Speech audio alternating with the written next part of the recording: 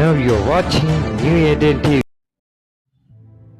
என கண்பான சகர சகோதரிகளே, ஆண்டவராக இயேசு கிறிஸ்து நாமத்தில் உங்கள் அனைவரும் வாழ்த்தி வரவேற்கிறேன். இன்றைக்கான தினவசனம் லூக்கா 18ஆம் அதிகாரம் 7ஆம் இறைவசனம். அந்தபடியே தேவன் நம்மை நோக்கி இரவும் பகலும் கூப்பிடுகிறவர்களாகிய தம்மால் தெரிந்து கொள்ளப்பட்டவர்களின் விஷயத்தில் நீடிய பொறுமையுள்ளவராயிருந்து அவர்களுக்கு நியாயம் செய்யாமல் இருப்பாரோ? கர்த்தருக்கு மகிமை உண்டாதாக. இன்றைக்கு இந்த தினவசனம் மூலியமாக ஆண்டவர் ஒரு கேள்வி மூலியமாக நமக்கு உணர்த்துகிறார். மற்றவர்கள் நம்மை எப்படி நடத்துகிறார்கள் என்று ஆண்டவர் கவனிக்கிறார். ஏனென்றால் நம்மேல் அவர் அக்கறை வைத்திருக்கிறார். அவர் நியாயத்தை நேசிக்கிறார். கிறிஸ்துவுக்குள் பிரியமானவர்களே, சரியான சமயத்தில் அவர் நியாயம் வழங்குவார் என்று இயேசுவும் கூட உறுதியாக சொன்னார். அது மட்டுமல்ல, சீக்கிரத்தில் அநியாயத்தால் நாம் பட்ட கஷ்டங்களை எல்லாம் அவர் எடுத்து போடுவார். இனிமேலும் அநியாயம் தலை தூக்காது என்று அவர் வாக்குறுதி கொடுத்திருக்கிறார். அநியாயத்தை ஆண்டவர் ஒழித்து கட்டுவதற்காக நாம் காத்திருக்கிற சமயத்தில் அதை சமாளிப்பதற்கு அவர் நமக்கு உதவி செய்கிறார். எந்த ஒரு கஷ்டத்தையும் எந்த ஒரு அநியாயத்தையும் நம்மளால் ஏற்றுக்கொள்ள முடியாது. ஏனென்றால் இந்த உலகமானது பொய்க்கு தகப்பனாக இருக்கும் சாத்தானுடைய கட்டுப்பாட்டில் உள்ளது. இன்றைக்கு உண்மை பரவாது, அநியாயம்தான் பரவும். பொய்கள் தான் இங்கு உண்மையாக காணப்படுகிறது. யாரோட வாழ்க்கைன்னு உண்மை இல்லை. எல்லாமே வெளி தோற்றத்துக்கு உண்மையாக இருப்பது போல இருப்பார்கள். ஆனால் அவர்கள் நயவஞ்சகமுடையவர்களாக இருப்பார்கள் மனதுக்குள்ளே. கிறிஸ்துவுக்குள் பிரியமானவர்களே, இப்படிப்பட்ட ஒரு காலகட்டத்தில் நாம் இருக்கிறோம். அநியாயத்தில் சந்தோஷப்படாமல் நீதியை குறித்து சந்தோஷப்படும். எப்படி என்றால், அன்பு மாத்திரமே தான் உண்மையை ரசிக்கும், நேசிக்கும். அன்பு இல்லாத எந்த ஒரு காரியத்திலும் அங்கு அநியாயம்தான் தலை தூக்கும். கிறிஸ்துவுக்கு பிரியமானவர்களே, அப்படிதான் ஆண்டவர் இதை வெளிப்படுத்துகிறார். இன்றைக்கு உண்மைக்கு மதிப்பு இல்லாமல் இருக்கிறது இப்போது உள்ள காலகட்டத்தில். ஏன் இந்த நியூ ஏதேன் யூடியூப் சேனல் மூலியமாக கடந்த 3 வருட காலமாக நான் இந்த கடவுளுடைய வார்த்தையை பிரசங்கித்து வருகிறேன். ஆனால் இதற்கு லைக் யாரும் போடுவதில்லை, இதற்கு யாரும் கமெண்ட் எல்லாம் கொடுப்பதில்லை. இந்த காணொளி தொகுப்பு அனைவரும் பார்த்து அதை ரசிப்பதில்லை. ஆனால் வாழ்க்கைக்கு பிரயோஜனமே இல்லாத சில வீடியோஸ்லாம் இந்த யூடியூப்பில் இருக்கிறது.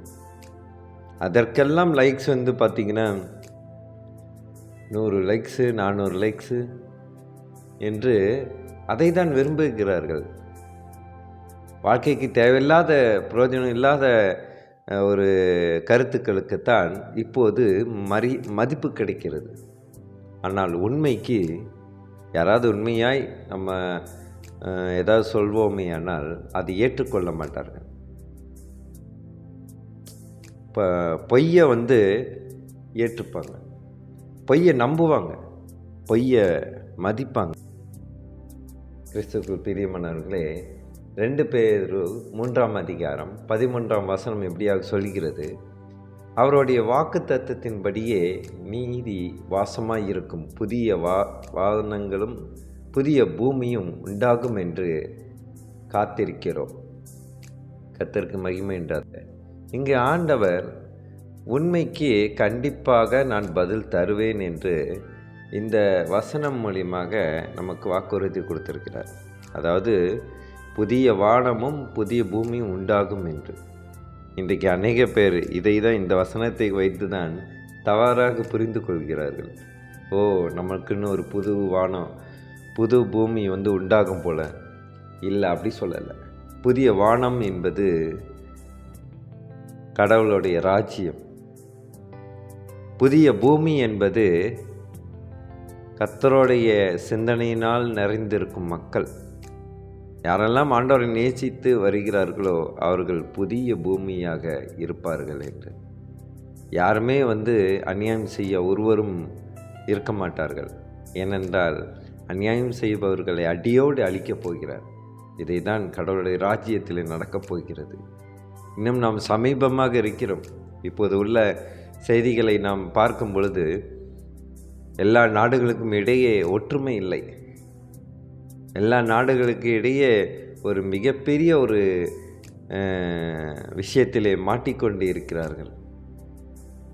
இப்படியெல்லாம் இருக்கும்போது நீதிக்கு கண்டிப்பாக ஆண்டவர் பதில் தரும் காலம் நெருங்கிவிட்டது.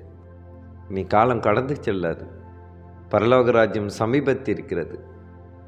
அனைவரும் மனம் திரும்புங்கள் என்று ஆண்டவர் இந்த நியூ ஏதேன் ஊழியத்தின் மூலியமாக எச்சரித்து வருகிறார். கிறிஸ்துக்குள் பிரியமானவர்களே, எப்படிப்பட்ட வாக்குறுதி ஆண்டவர் தந்திருக்கிறார். அதனால் நாம் என்றைக்குமே நாம் மனசோர்வடையாமல் அவர் நீதிக்கு தீர்ப்பு வழங்குவார் என்று விசுவாசித்து அவருடைய பாதையிலே நடப்பதற்கு ஜெபிப்போமா? சோத்திரம் கர்த்தாவே, துதிக்கிறோம் எங்கள் அன்பின் நேசரே. அப்பா, மட்டுமாக நீ சொன்ன காரியங்களை குறித்து நாங்கள் ஜெபிக்கின்றோம் கர்த்தாவே. அப்பா, உண்மையை இப்போது யாரும் ஏற்றுக்கொள்ளாமல் இருக்கிறார்கள் ஆண்டவர். அப்பா, உண்மைகளை ஏற்றுக்கொள்ளும் மனப்பக்குவத்தை அநேக மக்களுக்கு நீ தந்துடும் நான் ஜெபிக்கின்ற கர்த்தாவே. அப்பா, உண்மை நேசிக்கிற மக்களுக்கே கூட இந்த உண்மை விரும்புவதில்லை ஆண்டவரே. பொய்யை விரும்புகிறார்கள், மாயையை விரும்புகிறார்கள்.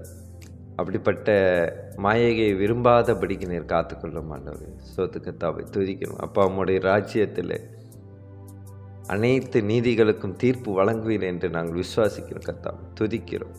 இயேசு மூலியமாக ஜெபிக்கின்றோம் நல்ல பிதாவே. ஆமீன், ஆமீன்.